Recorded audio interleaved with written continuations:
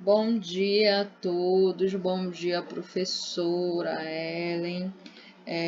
Para os que não me conhecem, meu nome é Keila Cristina, eu sou discente do curso de Engenharia Ambiental e Energias Renováveis, tá, do campus Belém.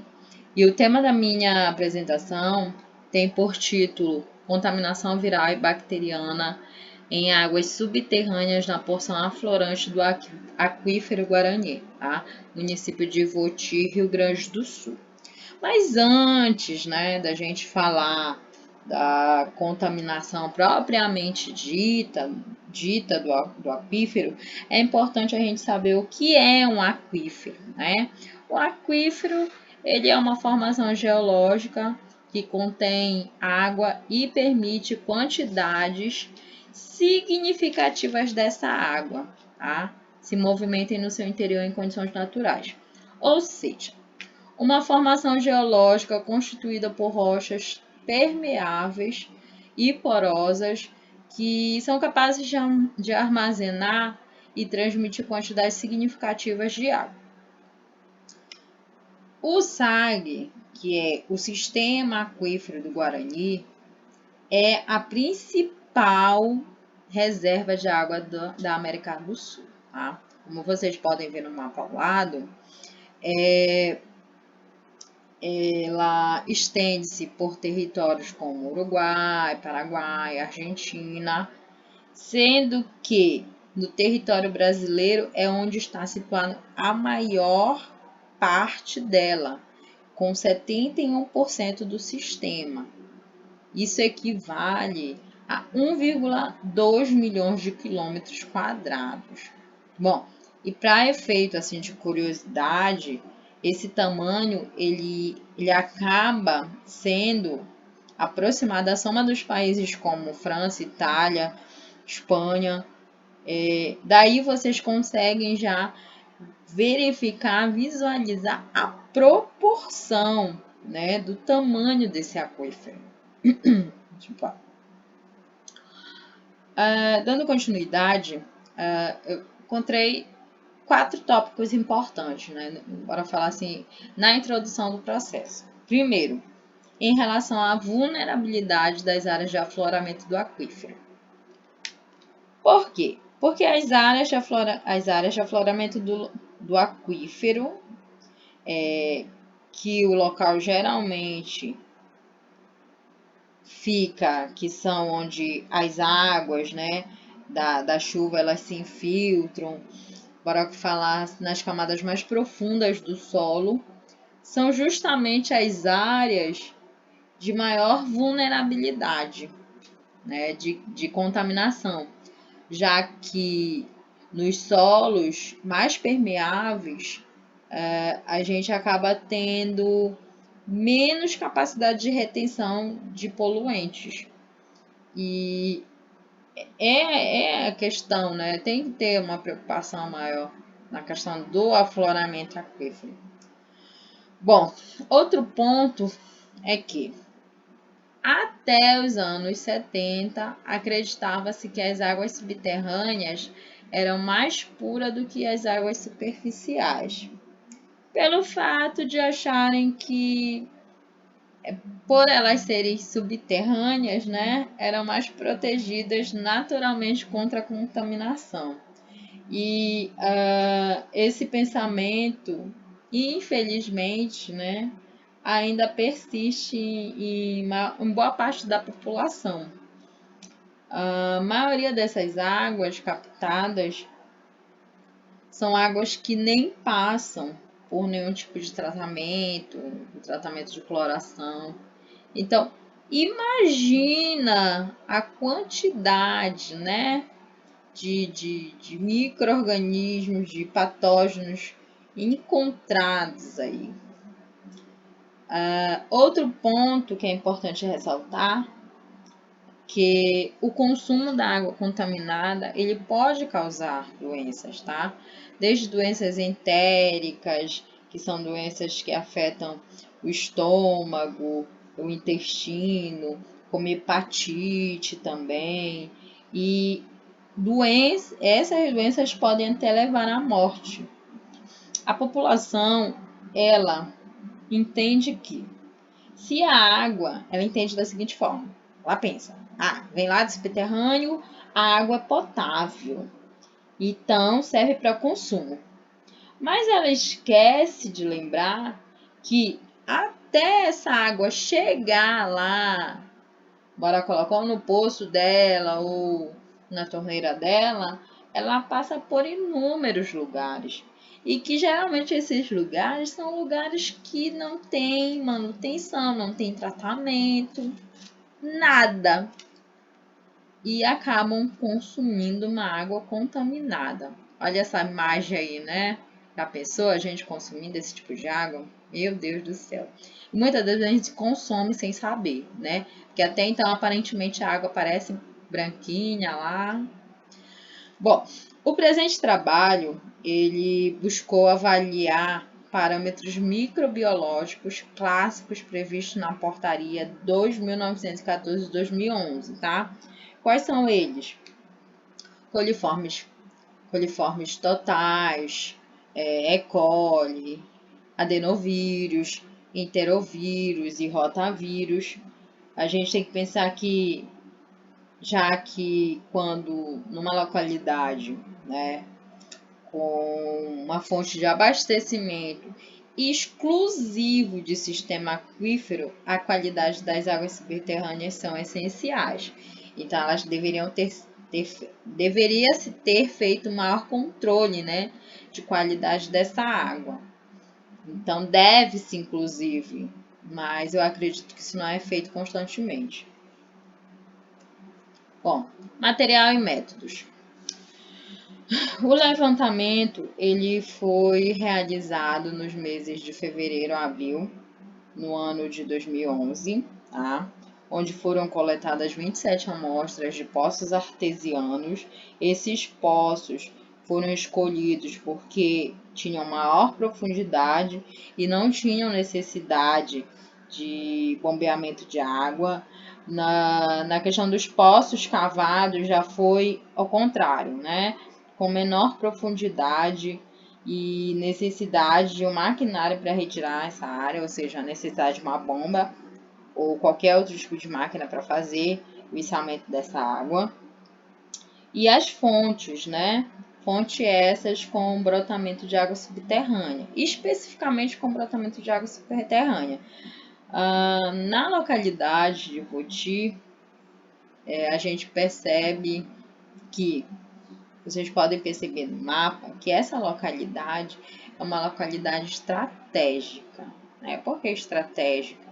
Porque vocês podem observar que Ivoti fica em cima da parte de afloramento do sistema aquífero do Guarani. Então, os pontos de amostragem foram todos retirados de locais daquela região estrategicamente, né? Pensando nisso. A amostragem em si se deu com o intuito de abranger áreas mais povoadas, tá? Tanto pela parte rural quanto pela parte urbana, justamente para saber, né, desse consumo que está sendo ali efetivado diariamente. As coletas, elas foram asepticamente líquidas de 500 a 100 ml, em frascos que ficaram refrigerados até serem processados, né? Até conseguir realizar a análise laboratorial.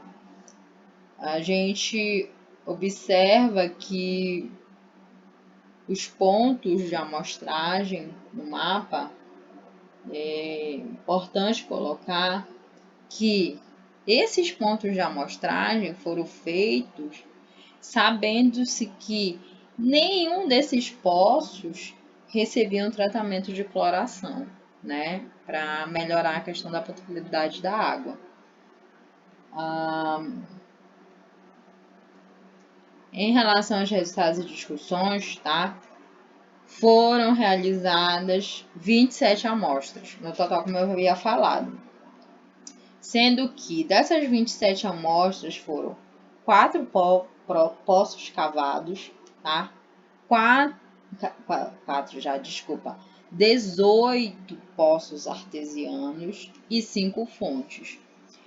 Das 27 amostras analisadas, 18 deram positivas para coliformes totais. Então, bora contar aqui. Quais foram elas? Amostra 1, 2, 3, 4, 5, 6, 7, 8, 9, 10, 12, 16, 19, 21, 22, 24, 25 e 26. 18 deram positivas. Sendo que, como critério para dar negativa, menor que 3, tá? Menor que 3 é negativo. Até então, em relação aos requisitos que eles pré-estabeleceram. E para E. coli, foram 7 positivas. Tá? A gente pode observar aqui. Quais foram elas? Amostra 2, 3, 5, 6, 10, 19 e 25. As demais deram menor que 3. Então, estão negativas. 11 deram positivas para adenovírus, tá? Então, aqui já ficou mais fácil de entender, né? Ele já diz que se deu positivo ou deu negativo, de acordo lá com os parâmetros da literatura que utilizaram. Então, para adenovírus, nós tivemos 11. Bora só confirmar aqui, né? 11 positivas. Desculpa aí. 1, 2, 3, 4, 5, 6, 7, 8, 9, 10, 11. Ó, exatamente 11. As demais deram negativas. Para rotavírus, nós tivemos 6 positivas. Então, onde foram elas? Rotavírus. Quais foram as amostragens que deram positivas? Amostra 13, 15, 16, 17, 19 e 26. Bom, é um quantitativo, né, significativo. Keila, mas e para enterovírus? Enterovírus, nenhuma amostra deu positiva, tá? Dos 17, a gente tem que... O que foi observado nisso? Que dos 17 poços que apresentaram contaminação de E. coli, adenovírus e enterovírus, 14 destinavam-se, tá, para o consumo humano. Olha, vocês podem perceber que a maior parte do resultado da tabela é consumo humano, né? A maior parte desses poços são para consumo humano. E somente um foi para irrigação, mas que acaba chegando ao humano, né? Porque a irrigação é animal, porque a irrigação vegetal, então acaba tendo esse contato. Então, praticamente 67% das amostras analisadas apresentaram coliformes totais. E sabemos que é um material, né, fecal que representa um grave risco à saúde de todos aqueles que consomem essa água. Mesmo que os resultados, é importante colocar também que, mesmo que esses resultados que foram obtidos foram associados à literatura, ou seja, sem valor ou parâmetro legal de contaminação fecal, se nota que, como eu posso dizer, que acaba tendo o comprometimento do sistema aquífero, né, do Guarani, o que pode colocar em risco a segurança hídrica de toda uma bacia, né, do Rio Grande do Sul, e até mesmo de todo o sistema aquífero do Guarani. Não é nada pequeno. E teve-se como conclusão, tá, do artigo os resultados de contaminação por E. coli, né, adenovírus e rotavírus, e demonstraram impacto por poluição fecal nas águas subterrâneas do município Voti. A filtração natural do solo em regiões de recarga, ela não é capaz de garantir a potabilidade da água e é recomendado tratamento prévio do consumo.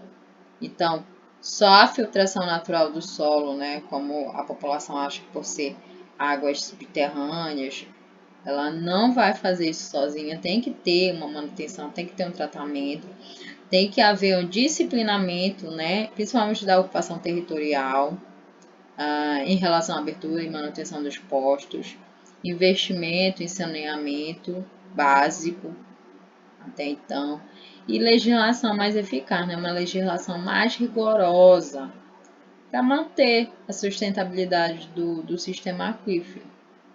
O monitoramento de indicadores microbiológicos clássicos e auxiliares é recomendado para medidas corretas de preservação do aquífero possam ser tomadas. O que dá a entender que foi feito um estudo para um estudo, né, acadêmico, mas eu acredito que tenha sido isso, tá? A professora me corrija se eu estiver errada. E que não é feito esse controle, né? Não é feito esse controle nessa região.